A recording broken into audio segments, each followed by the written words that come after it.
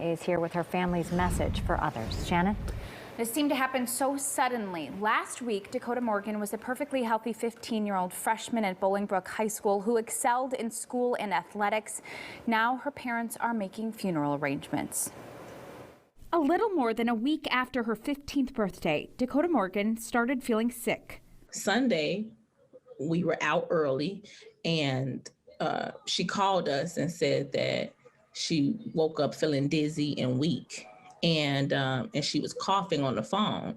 This was unusual for the Bolingbrook High School freshman. Her mother, Crystal Morgan, said Dakota had been complaining of headaches for the past 2 weeks, but her parents said she had no pre-existing conditions, was a stellar student, and a naturally gifted athlete. So she played softball, and they won the championship. She made the All-Star team. She made the All-Star team. She was pitching. Like, she never did it before. She was just an athlete. She could pick up anything and just do it. Over the weekend, though, her parents noticed a change. She just wasn't doing good. She started she was just too tired for me, and a cough and then a fever. So probably about 5 o'clock, I said, I'm going to get you a COVID test because I'm getting kind of worried. I think you might have COVID. On Sunday, Dakota tested positive for COVID-19. By Monday, her health started to decline, so Morgan took Dakota to Central DuPage Hospital. By 3 Tuesday morning, Dakota's parents said she was gone. She was perfectly healthy. Her heart She was perfectly healthy. She was perfectly healthy, and then she got COVID, and it took her. It took her. When they told me my baby was gone, I fell on the floor. And I cried and I cried and I screamed. I just couldn't believe it. And the doctor fell on the floor with me and cried with me and held me. Dakota's parents just want people to know that this virus is not gone and that children are not immune. They're hopeful the vaccine can soon help prevent this from happening to other families. As soon as it's available to the babies, I think that they should do it.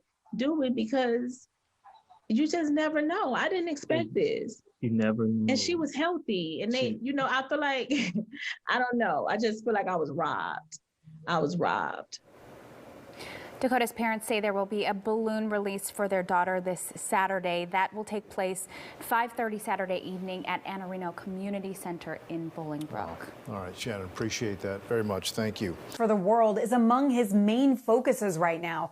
Pfizer has said it has capacity to manufacture at least 2.5 billion doses of the COVID vaccine this year, and they've struck deals for 1.6 billion of those. I asked Albert Bourla what happens with those 900 million doses not yet accounted for, if they could go to countries that haven't yet had as much access. Here's what he said.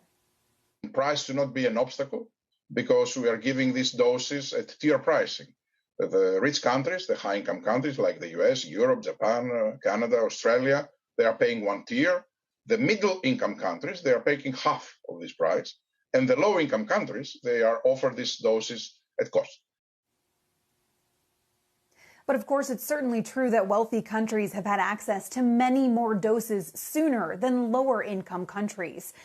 According to the World Health Organization last month, 1 in 4 people in high-income nations had received a COVID vaccine. Now that compares with 1 in more than 500 in low-income countries.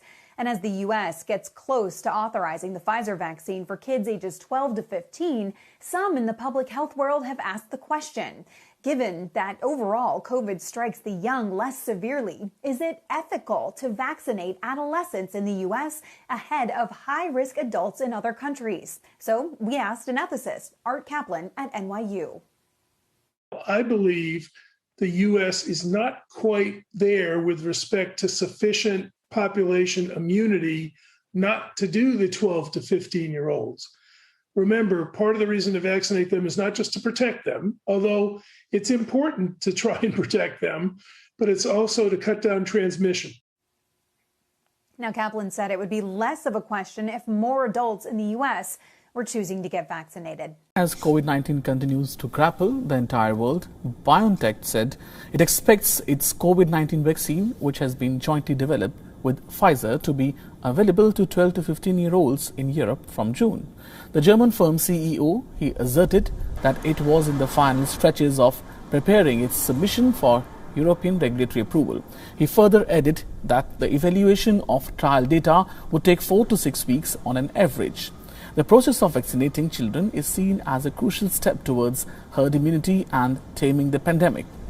The prospect of getting older children inoculated before the next school year would also relieve the strain on parents who are constantly juggling with the demands of homeschooling while keeping up with their jobs. Emphasizing on the importance of children receiving jabs, the CEO said, and I quote, "It is very important to enable children a return to their normal school lives and allow them to meet with family and friends."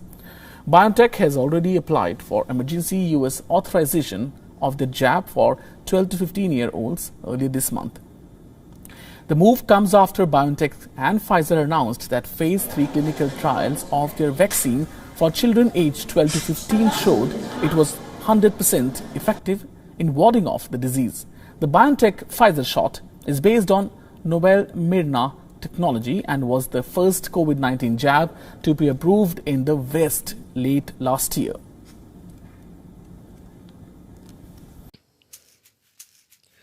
Alright, Shalom. I'll praise the Most High Yahweh, Bahashem, Yahweh Shai, Bahashem, Rakakudash. Double honors to the apostles, the elders of Great Millstone, rule well. Peace and salutation, brother, hope, elect, pushing his word in truth and sincerity. This video here is going to be, they want to prick your kids. Alright. And, I mean, we already knew that that's eventually what they was trying to move to. But as you can see, that it's coming. You know, now they're talking about approving it for 12 to 15-year-olds. You know, so they're getting younger and younger. All right, they want to prick them earlier and earlier. All right, so and you see they're pushing it. So they already said that they want to, and then they put out there. This someone between a Jake between the ages of 12 and 15 passed away from from the thing. All right. So it's just gonna further push and play with the heartstrings, or pluck them heartstrings and just play with the minds of our people. But we gotta overcome that. We gotta don't be deceived by what Saul's trickery. All right. So this is Ephesians chapter 6 verse 11. It says, "Put on the whole armor of the Most High, that ye may be able to stand against the wiles of the devil." All right. And that word wiles there, it means your cunningness, your craftiness, your deceitfulness of the deceiver. All right, the devil. Okay. So when you look at the news all the time, and that it's sleight of hand. They're telling you one thing and then saying another at the same time. They're speaking, they're double speaking, fork tongue, and they're good for that.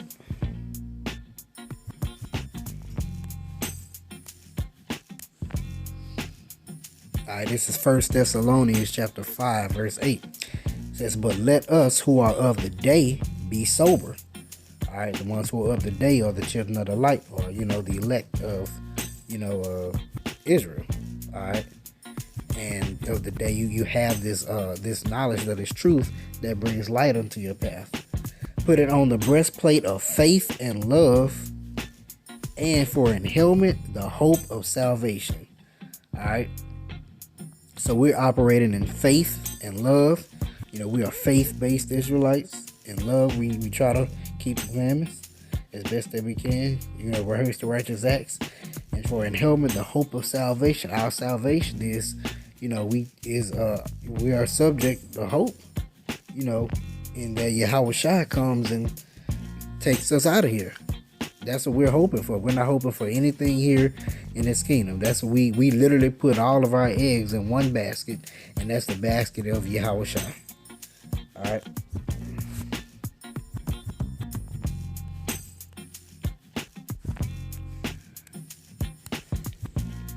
This is 2 Corinthians chapter 2 verse 11. It says, "Lest Satan should get an advantage of us, for we are not ignorant of his devices." And then I just say that if it were possible that the elect would be deceived, Basically saying that it is not going to be possible for the elect to be deceived. That's the only way Satan would be able to get an advantage of us unless we were ignorant of his devices. But we're not ignorant of his devices. We see what he does. We see all of the devices in which Satan uses, our adversary uses against us. Okay? And that's the thing about war is you have to know your enemy. You have to study your enemy. Just like if you play sports, you watch film on the opposing teams. You study them to know what to find, what their weaknesses are. And we study how Satan comes at us. And we study and get into this truth to build up our faith and build up our defense so that we may defend against the things that Satan comes at us with.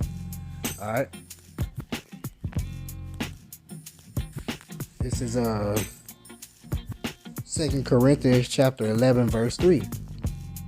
But I fear, lest by any means, as the serpent beguiled Eve, all right, through his subtlety.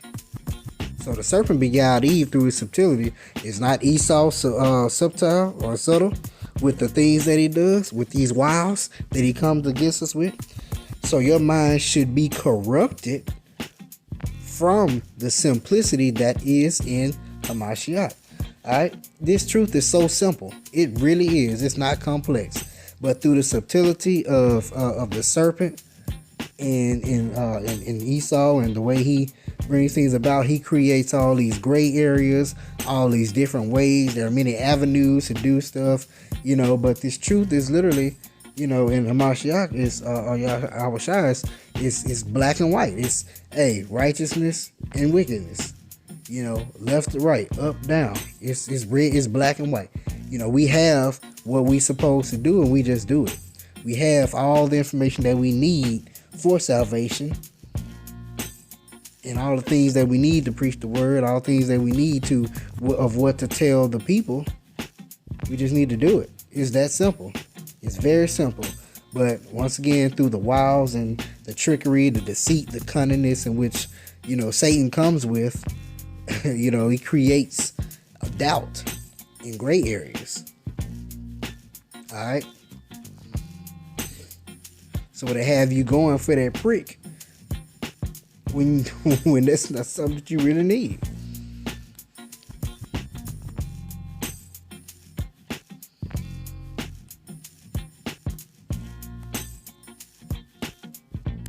It's Ephesians chapter 4, verse 14.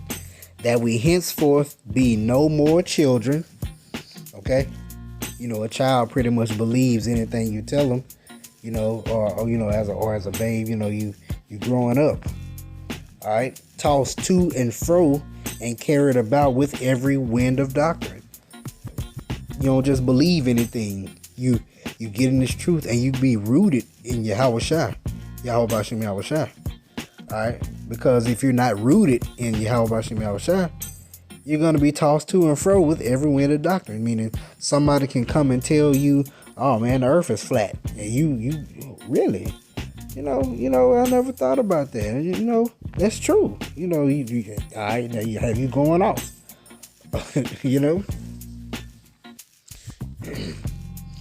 Or just any, the book of Enoch, the book of Jubilees, the book of Yasher, all these different things. They'll have you literally going to and fro. It'll bug you out. But that's why you have to be rooted in this truth. All right. By the sleight of men, meaning deceitfulness and cunning craftiness, whereby they lie in wait to deceive. And that's what they do. All right. And they're going to continue to push out, these things to pluck your heartstrings and make you feel like, sad, and that this is what you need to do in order to get back to normal. But hey, that's one of the wiles. That's one of the sleight of men. All right. But anyway, I just wanted to bring that out. So I hope you edified on that. Shalom. See you back with another lesson.